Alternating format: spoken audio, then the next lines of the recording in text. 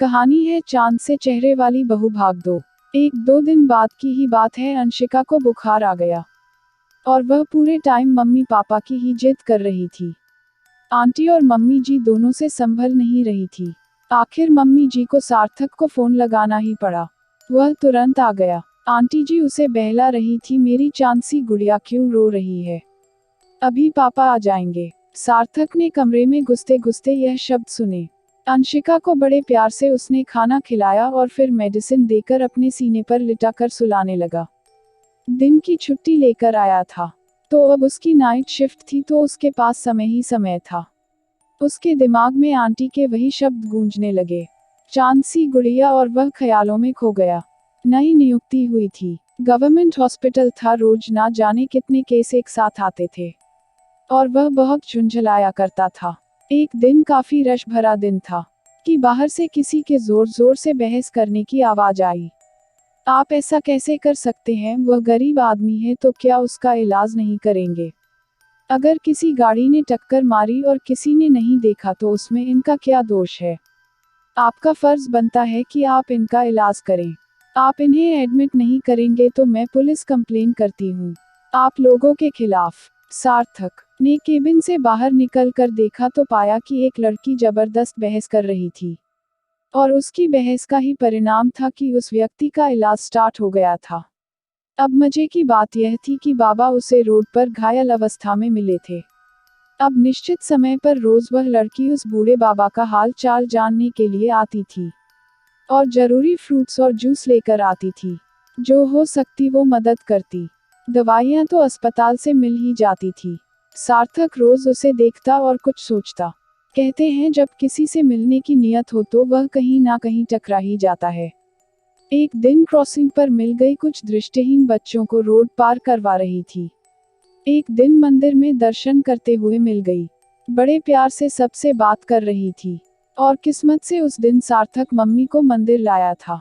सार्थक एकटक उसे देख रहा था, जिसे मम्मी ने पकड़ लिया और पूछा कि कौन है वह। सार्थक ने उसके बारे में जितना जानता था सब बताया। मम्मी ने बोला कि शायद हमारे परिवार को ऐसी ही लड़की की जरूरत है, तू कहे तो मैं बात करूं। सार्थक ने टाल दिया। उसका कहना था पहले मैं तो बात करूं उससे, पता नहीं कौन है, कहां से है, पता नहीं किसी को चाहती हो। मम्मी की तरफ से हरी झंडी मिलने के बाद दूसरे दिन जब वह बूढ़े बाबा की तबीयत पूछने आई, डॉक्टर सार्थक उसके सामने थे। मैं आपका नाम जान सकता हूँ? रिद्धिमा। रिद्धिमा शर्मा। और आप हैं डॉक्टर सार्थक व्यास। बाबा आपकी बहुत तारीफ करते हैं। उसके बाद कुछ दिनों तक रिद्धिमा से औपचारिक बातें होती रही। फिर एक दिन रिद्धिमा से बोला, रिद्धिमा जी मुझे आपसे कुछ बात करनी है। जी बोलिए। यहाँ नहीं तो फिर कहाँ? बाहर मिलते हैं, मैं शाम को कैफेटेरिया में 5 बजे आपका इंतजार करूंगा। पर किस संदर्भ में? कुछ जरूरी बातें हैं। हो सकता है बाबा के बारे में कुछ बताना है, इसलिए हाँ कर दिया। शाम को 5 बजे कैफेटेरिया में इंतजार कर रही थी। रिद्धिमा जी मैं एक बहुत ही मिडिल क्लास परिवार से स्कॉलरशिप पर पढ़कर एमबीबीएस डॉक्टर बना हुआ लड़का हूँ। मेरे लिए जीवन संगिनी की खोज चल रही है और यकीन मानिए कई लड़कियां देखी भी है, पर मुझे और मेरे परिवार को मेरे लिए एक ऐसी लड़की की आवश्यकता है जो कि मेरे परिवार को अपना परिवार समझे, उनकी उसी प्रकार केयर करे जैसे उसके अपने हो। तो आप यह बात मुझे क्यों बता रहे हैं? रिद्धिमा जी मैंने देखा है आपको, जिस प्रकार आप उस बूढ़े बाबा की केयर कर रही हैं, औरों की भी हेल्प करती है, मैं समझता हूँ कि शायद मेरी तलाश आप पर पूरी होती है। यह क्या कह रहे हैं आप? कितने बड़े डॉक्टर है, हैंडसम है, सुदर्शन व्यक्तित्व है, आपको तो कोई भी चांद सी लड़की मिल जाएगी, आप मेरे पीछे क्यों पड़े हैं? मेरे में ऐसा है ही क्या? काली कलूटी हूँ, बिल्कुल स्मार्ट नहीं हूँ, और जानते ही क्या है आप मेरे बारे में? देखिए रिद्धिमा जी डॉक्टर हूँ, चेहरे के रंग से मुझे कोई फर्क नहीं पड़ता। पड़ता है तो वह इंसान के व्यक्तित्व से, उसके स्वभाव से, जो मुझे आपका बहुत अच्छा लगा। आप समझ नहीं रहे हैं। आप मुझे पसंद कर लेंगे, पर आपके घर वाले मुझे कभी भी नहीं अपनाएंगे। आपको यहाँ तक लाया हूँ तो आपके बारे में काफी खोजबीन कर चुका हूँगा। यह तो समझ ही सकती है आप। आप कौन से गांव से है? क्या पढ़ रही है? आपकी फैमिली में कौन कौन है? सब कुछ जानता हूँ। यहाँ हॉस्टल में रहती हैं, किस कोचिंग में पढ़ती और पढ़ाती हैं। यह भी पता है, और आपकी जानकारी के लिए बता दूं कि मेरी मम्मी आपसे मिल चुकी है और उन्हें आप बहुत अच्छी लगी। उनके प्रोत्साहन के बाद ही मैंने इतना सब कुछ किया है।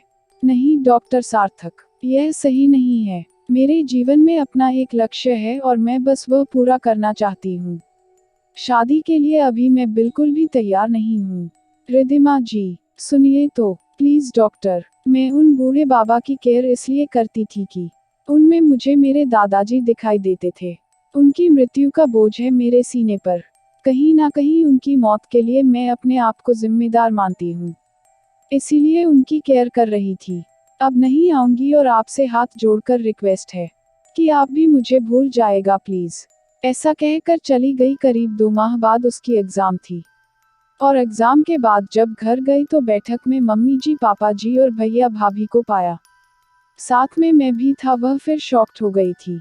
कमरे में अपने पिताजी को बुलाकर बोली, प्लीज पापा, मुझे किसी से शादी नहीं करनी। उसके पिताजी ने कहा, बेटा, इतना अच्छा रिश्ता आया है जो हम कभी सपने में भी नहीं सोच सकते। और फिर तू सोच, तेरे पीछे तेरी बहन भी तो है। पर पापा, मेरी एग्जाम, तू तो एग्जाम दे चुकी है ना, पर उसका रिजल्ट तो बाकी है। अगर मेरा सिलेक्शन हो गया तो ठीक है, अगर रिजल्ट पॉजिटिव आएगा तो हम तेरी शादी नहीं करेंगे, पर अगर नेगेटिव आया तो कर लेगी शादी। ठीक है पापा, पर रिजल्ट आने तक कोई बात नहीं करेगा। ऐसा कहकर अपने कमरे में चली गई। 1 माह बाद ही रिजल्ट आ गया था, जो कि रिद्धिमा के फेवर में नहीं था और वादे के अनुसार उसे शादी के लिए हाँ करनी ही पड़ी। एक बार फिर मैं पूरे परिवार के साथ रिद्धिमा के घर में था। सगाई के पश्चात हम दोनों को एकांत में मिलने का मौका दिया गया। वह शिकायते अंदाज में बोली, आप तो बहुत खुश होंगे ना, मैं फेल हो गई हूँ। हाँ वह तो है, मैं अपनी जॉब नहीं छोड़ूंगी। ठीक है, फिर आपको भी मुझसे वादा करना पड़ेगा।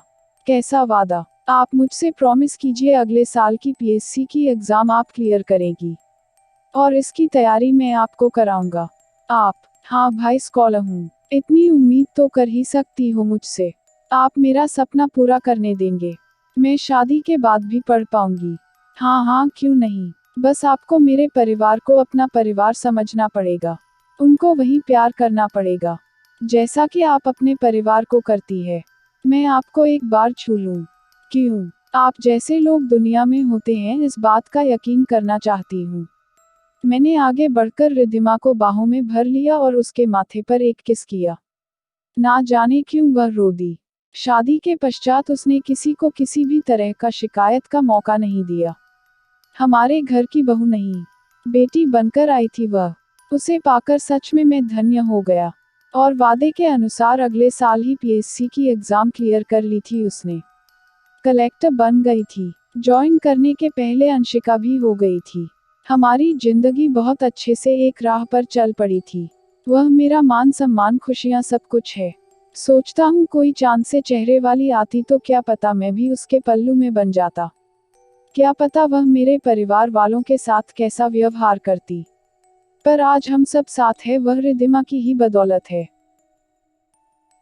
अगर आपको कहानी पसंद आए तो लाइक और शेयर कीजिए और चैनल को सब्सक्राइब करना मत भूलिए।